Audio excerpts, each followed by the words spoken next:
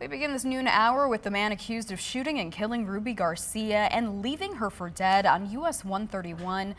He was back in court today. 13 on your sides. Josh Albertus has been following the hearing this morning. He joins us now live. Josh, what can you tell us? Well, Brandon, Ortiz-Vite is charged with murder, carjacking, and other weapons charges. Law enforcement officials say he admitted to killing Garcia in her car on March 22nd. Today, a judge heard testimony to decide if his case will go to trial. That began at 8:30 this morning. The court hearing from multiple witnesses, including people driving by and in law enforcement that assisted with the scene and investigation. One of those witnesses was a detective sergeant with Michigan State Police that was involved in the investigating. When he and another detective were interviewing Ortiz-Vite, he said Ortiz-Vite told them he and Garcia had been in an argument in the car over their relationship.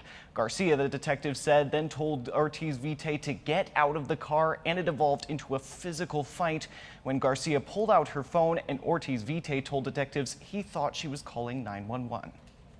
He attempted to retrieve the phone from her to prevent that phone call. Then began a physical altercation. She hit him.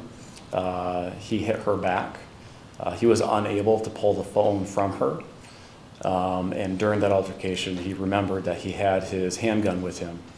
I believe he said it was instinct that he then reached for the gun and then shot her multiple times from inside the vehicle.